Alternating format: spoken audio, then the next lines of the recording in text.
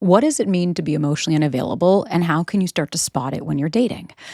It is a term that I think a lot of people throw around as if it's like a personality type of like, oh, they're just emotionally unavailable. But it's not something as simple and clean cut that you could just use to diagnose other people. What does that actually mean? And more importantly, why do you keep dating these fucking people? Because you're probably not going to like what I have to say. But if you consistently keep finding yourself dating emotionally unavailable people, then you are also emotionally unavailable. And we're going to get into all of that. And no, none of this is shame or blame. This is about awareness, baby, so that you can start to be really realistic about the patterns that you have in your dating life and how you can start to spot emotionally unavailable. And trust me when I say I've dated my fair share, and I facilitated to a certain extent in that dynamic. And I'm never going to blame or shame myself for it. So guys, welcome. My name is Sabrina Zohar. I'm a dating and relationship coach, and I have a podcast right here on YouTube called The Sabrina Zohar Show. So if you want more, listen. Don't forget to follow along, review, leave a rating, whatever the fuck, comment, and let me know how you guys are doing. And as always, if you need anything, sabrinazohar.com. You can join a course, work one-on-one, or just be part of the community. So what is emotionally unavailable? It's not what most people think. Emotionally unavailable doesn't just mean that they're cold or that they don't feel. Some emotionally unavailable people are incredibly charming. They can text you good morning. They compliment you. They might even say, I love you, which is also why I say, a couple of things. One, somebody texting you every day does not mean that they want a relationship with you. Plenty of people could do that for dopamine can I talk? Dopamine hits and loops. Dopamine hoops is where I was going with that. Because it feels fun and exciting and it's dysregulated, but that doesn't necessarily mean, especially when somebody love bombs, right? When they're complimentary and they come out strong and all of this, more often than not, they probably are emotionally unavailable because they're disconnected from themselves. Because when you actually need them emotionally, they fucking disappear. And here's what this actually looks like. So they might share surface level information, but they never really share the vulnerable stuff. When you're upset, they fix the problem instead of sitting with the feeling. It's always like, just get over it or whatever. Just like if you do this, you don't have to deal with it. They change the subject when conversations get deep. They're not trying to go there. They buoy right back up to surface.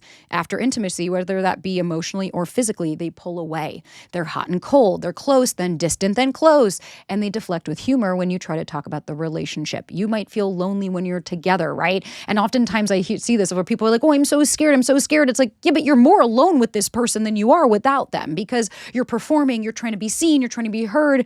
And that's fucking exhausting. So what's the core issue? They can't handle emotional depth. It's not won't, they can't. Their nervous system perceives vulnerability as danger. That's why I will keep saying this doesn't mean that these are bad people. And maybe you're watching fucking TikTok and Instagram and all this bullshit of like, don't do this and don't do that. You're right. Don't date emotionally unavailable people. If you are one, that's okay. Then maybe it's being introspective. We don't need to villainize them. But what I will say is we also don't need to excuse their bullshit behavior. And we can understand it. We can hold those two conflicting thoughts. I can make a choice for myself that works for me while also not villainizing somebody else. Like it doesn't have to be all or nothing. So let's start with the basics. Attachment theory. Research in attachment styles and theory shows that avoidant attachment formed in childhood leads to emotional unavailability in adulthood. So if your needs were consistently dismissed, ignored, or punished as a kid, you learn that vulnerability equals rejection. So, and mind you, this isn't just avoidant. I'm just starting there. So as an adult, you protect yourself by never fully letting anybody in. And why? What's the neuroscience? Neuroscience research has found that people with avoidant attachment patterns show different brain activation in regions associated with empathy and emotional processing when viewing distressed faces. No, it's not that they don't care. Their brains literally process emotional information differently. Vulnerability doesn't register as connection. It registers as a threat because we don't know where people have been. That's why I fucking hate if he wanted to, he would, because it doesn't take into account the human experience plus trauma responses. Sometimes emotionally unavailability isn't attachment-based. It's a trauma-based. If someone's been deeply hurt, betrayed, or abandoned, shutting down emotionally is a survival mechanism. Also notice how I'm starting to describe some anxious folk as well, because it's not just attachment styles and specifics. when we look at research on trauma, the nervous system doesn't distinguish between physical danger and emotional danger. So if getting close once meant getting hurt, the body will fight intimacy when the mind even wants it. Again, it's not about want, it's about safety. Plus, a fear of engulfment. Some emotionally unavailable people had the opposite childhood. They may have been smothered or controlled or had a parent who used them for emotional support, especially during a divorce. So intimacy as an adult feels like you're losing yourself. And that's why I'll also say, yes, the avoidant attacher has a very clear kind of road, but the anxious person is also emotionally unavailable. They're not understanding what's coming up for them, what's happening in their body, what do they need and want, regulating, right? It's not just about the one person shutting down and trying to stay shallow, because the anxious person is also not being vulnerable. You might think that you're just constantly talking at somebody, but that doesn't necessarily mean you're divulging parts of you. And psychologists describe these as emotionally immature relationships, especially when we talked earlier, where closeness equals suffocation. And the reason I talked about the avoidant being emotionally unavailable was because it's a lot easier to be able to be like, pinpoint, there it is. Whereas the anxious folk, or even the disorganized, whatever, everybody, if you're hyper leaning into your attachment style, like you are rooted in that, then we have to look and say, okay, am I being emotionally available to myself? Am I able to show up for myself? Am I taking space? Am I validating my emotions and feelings?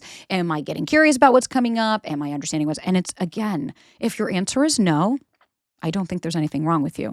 You make so much fucking sense. We just need to understand, where did you learn this from? Which I also go so much more depth into the podcast. So if you guys want more, it's a fucking free resource right here. That's all. Or like I said, you can join a course and learn more and actually learn the tools beyond what a podcast can give you.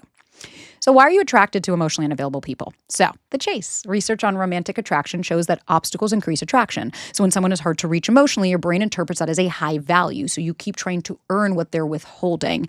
Welcome to dopamine. It's the same as a slot machine. Every time you wait and you wait and you wait, you keep saying, but maybe this is the time. Maybe this is when they're going to choose me. Maybe this is when they're going to show up. But at the end of the day, your needs still aren't met. This person's not letting you in. They're not holding the depth and the space and all that. And that's okay. Again, I don't think that anyone's a good or bad person. I don't think they're doing that intentionally to hurt you. There's also something, familiarity bias. If you had an emotionally unavailable parent, this dynamic feels like love, not because it's good, but because it's what feels known.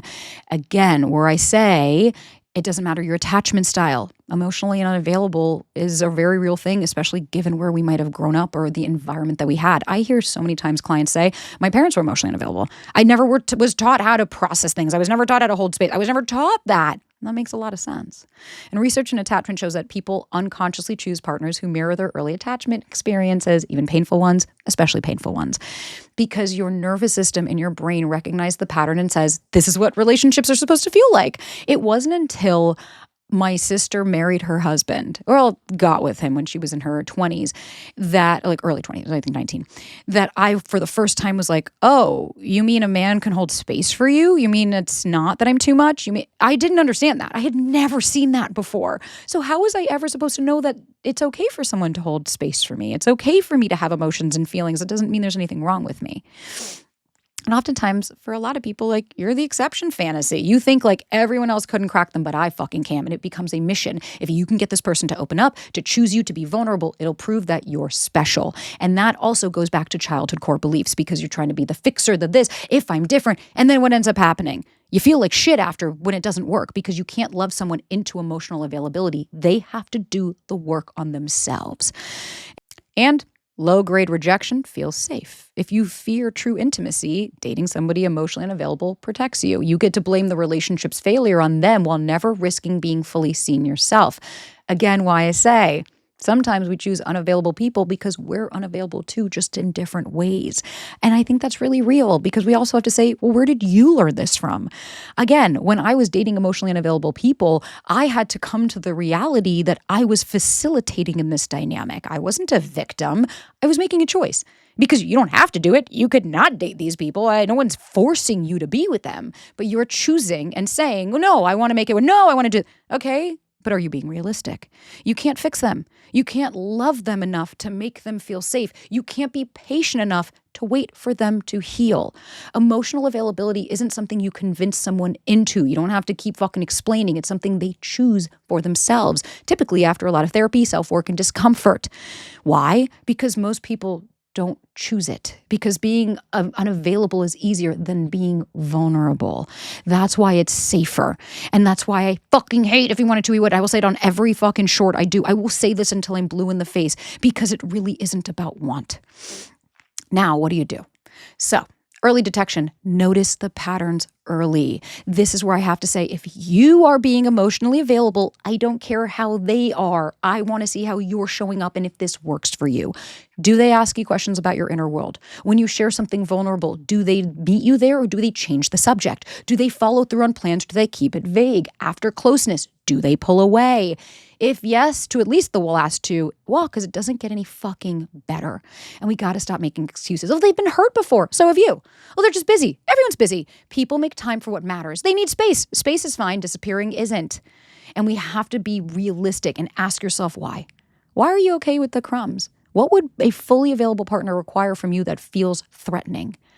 What about this feels familiar? Sometimes we pick emotionally unavailable people because being fully loved terrifies us more than being half loved. If you've dated somebody emotionally unavailable, comment it. I'd like to know, what was something that you wish you had known or seen or had acknowledged earlier? Let's help each other spot the signs. And this isn't about villainizing anybody. I'll go first. When I dated a guy and I kept trying to make plans, I realized after, when he was distant about it, it's because he just wasn't available for it. And I kept trying to be like, oh, he's just busy, or he's distracted, or he's doing this. No, he's emotionally unavailable.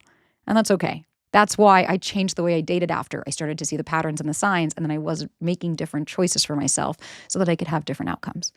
You have a lot more power than you fucking think you do, baby.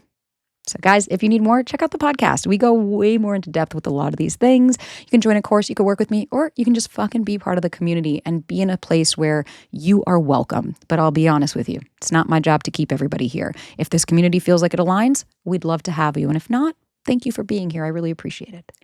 All right, babies, until next time.